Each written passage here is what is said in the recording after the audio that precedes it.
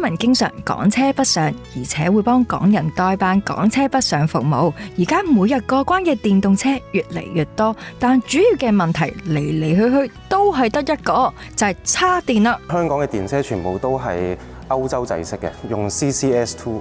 咁嚟到我哋大灣區呢邊充電，成日遇到嘅問題就係我哋好多呢邊嘅充電樁咧，其實係國家標準嚟，叫國標。咁就面對一個問題，就好似我哋嘅充電插頭，普通嘅家電嚟到呢邊，可能都要有個轉插頭先充到電。咁充電嚟講，最主要有分慢充同埋快充啦。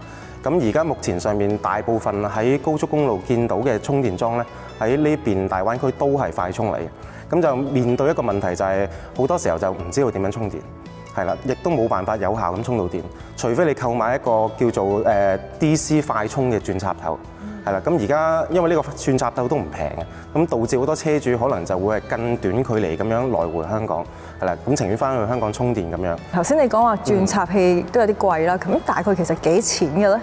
其實如果係慢叉嘅轉插器咧，咁淘寶都買到嘅，大概200幾蚊人仔嘅啫。哦，如果快叉咧？快叉就好貴啦，咁而家市面上講緊都係6000幾到7000幾蚊港紙都有。咁同埋呢度嘅充電嘅價錢同香港比較分別有幾多咧？